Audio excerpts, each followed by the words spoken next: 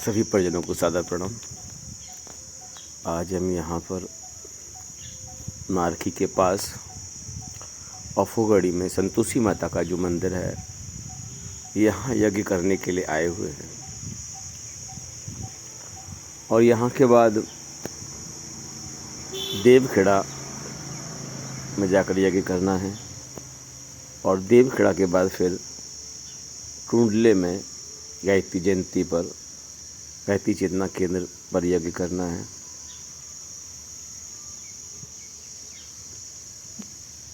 इच्छा अब दौड़ने की रही नहीं।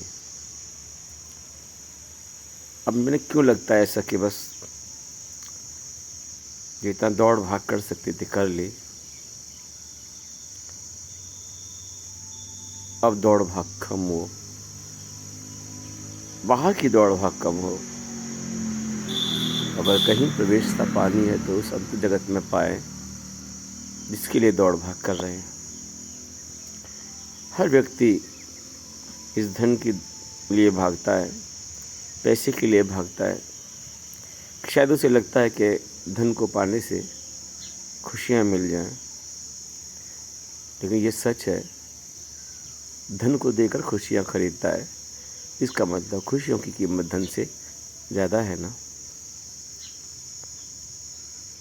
इस संसार में धन को देकर लोग अपना सुख खरीदते हैं। इसका मतलब धन से ज़्यादा सुख कीमती है ना। और इस दुनिया में समस्त जीवन को देकर भी यदि आनंद मिल जाए तो समझ लेना परमानंद मिल गया, परमात्मा मिल गया और जीवन सार्थक हो गया। कब तक यूं ही भागते रहेंगे लोग धर्म के नाम पर? कब तक यूं ही परिक्रमाएं चलती रहेंगी? कब तक गली गली घर घर में पुराण भागवतों का आयोजन होता रहेगा? और वह ब्राह्मण बेचारे दुनिया को ज्ञान से उनका पेट भरने वाले स्वयं अज्ञान जनित कामों में लिप्त रहेंगे। भगवान भी यदि ऊपर से देखता होगा, एक तो वो दुनिया है जो भोग में लिप्त है, उन्हें देखकर तो भगवान क्षमा कर भी देता होगा। एक वो दुनिया है जो बैलेंस बनाने का प्रयास करती है। सुबह भक्ति करती है, दीपक जलाती है, अगरबत्ती जलाती है, शाम को विषय वासनाओं में डूब जाती है।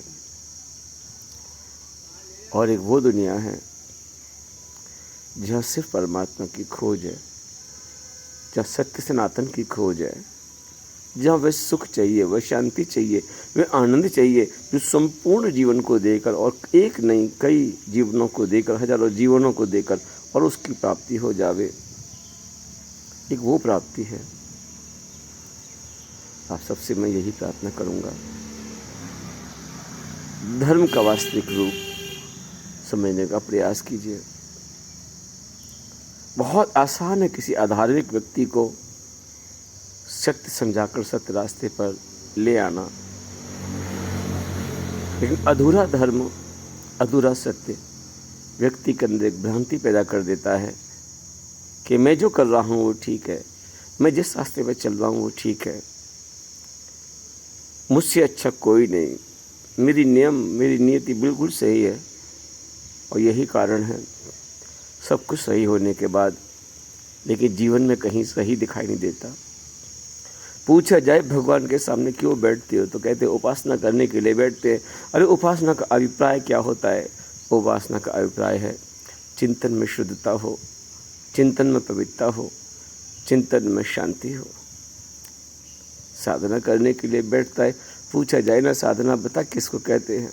साधना का मतलब है कि मैं अपने इंद्रियों पर संयम बनाकर रख सकूं, मेरी इंद्रियां मेरे हाथ में हो, मेरा मन मेरे हाथ में हो, मेरी कामनाएं मेरे वशीभूत हो। कहने का अभिप्राय कि जब तक धर्म आचरण से व्यक्त नहीं होगा, जब तक धर्म मेरे अंदर से सुगंध बनकर प्रकट नहीं होगा, विश्वास रखिए दूसरों को धर्म का हम जो पाठ पढ़ाएंगे वो मिथ्या होगा, बिल्कुल झूठा होगा। सच क्या है? जो मौन हो गए प्रवचन वहाँ से प्रकट होते हैं। जिन्होंने इस दुनिया में सब में अच्छा देखना शुरू कर दिया, उनकी आँखों में परमात्मा दिखाई देना शुरू हो जाता है। बस यही प्रार्थना है कि इस धर्म के सच्चे स्वरूप को आप समझने का प्रयास करें। बहुत बहुत धन्यवाद।